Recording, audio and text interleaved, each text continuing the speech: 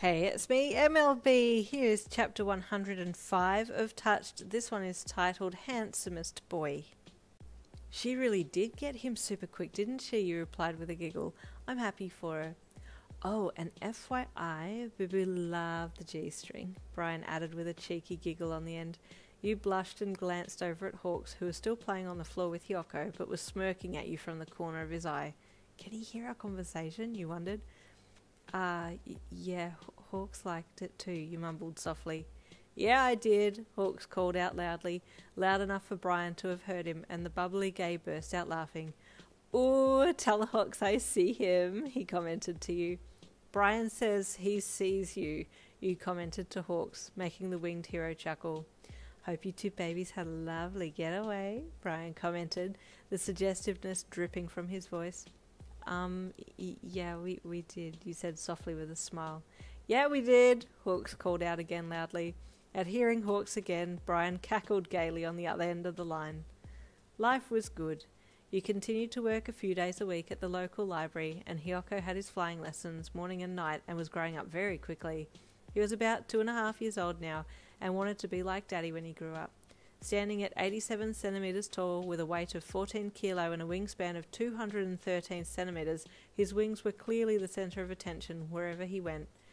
Mummy, how big will my wings be when I'm as old as you? He asked you one day.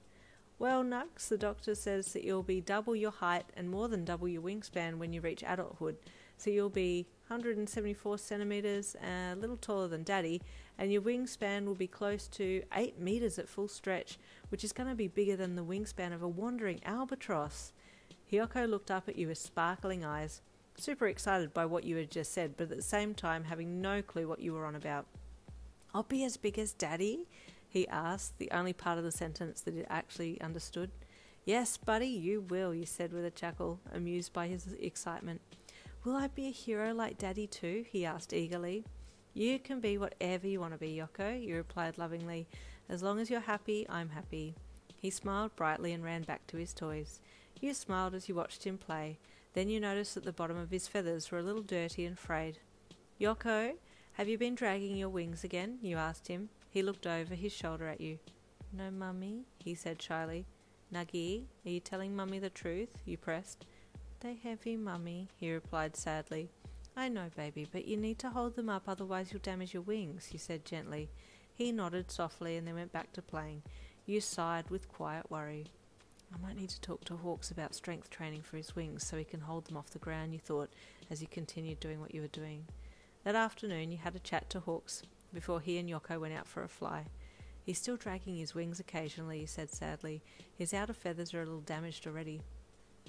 Hawks said thoughtfully as he rested his chin in hand. Nugget, come here, buddy. Let me see your wings. Hiyoko came trotting over to his dad and spread his wings out wide. Like this, Daddy? He asked proudly. Yeah, like that, buddy, Hawks said with a smile. How long can you hold them out like that for? Only this long, Hiyoko replied, holding his hands out as wide as he could. That's a long time, Hawks replied playfully. Are you sure you can hold them out that long? Hiyoko nodded, but then his wings started to droop, the outer feathers coming in contact with the floor and bending. Lift your wings up, Yoko, Hawks encouraged. I can't, Hiyoko wailed softly, his wings sagging even more before he pulled them in, but even then they were still dragging on the ground. Might need to do some training to get your back muscles stronger, Nugget, Hawks said with a smile. There's a hero gym near where I work, he added, looking up at you.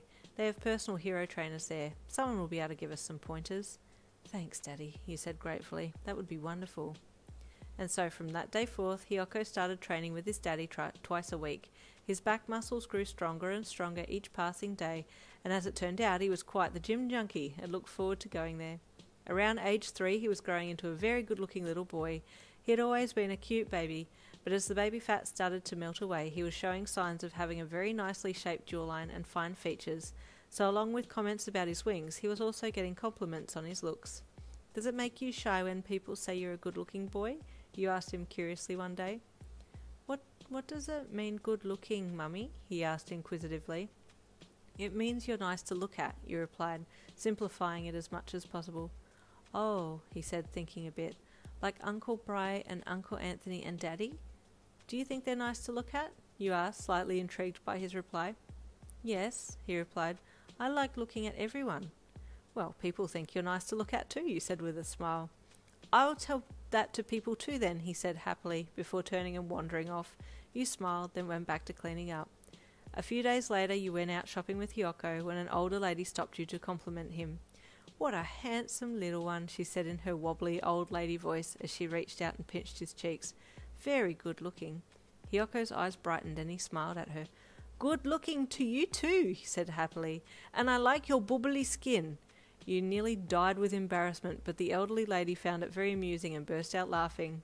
After apologising profusely, to which she said it was the best compliment she had ever received, you walked on with him. Did I make her happy, Mummy? Hiyoko asked you. Yep, you did, you said with embarrassment, but maybe next time don't tell people that they have bubbly skin. Others might not like that.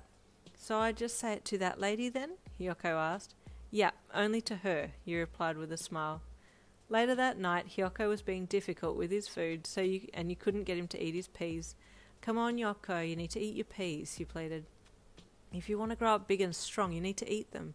But they're yucky, he pouted. How come Daddy doesn't need to eat his peas, he added, looking over at Hawks's plate of chicken. Because I'm already grown up, Hawk said proudly. Will I just get to eat chicken like you, Daddy, when I grow it up? He asked. That's right, Nugs, Hawks replied proudly. No, actually, I think that Daddy needs to set a good example and eat peas as well, you said to Hawks. His face fell.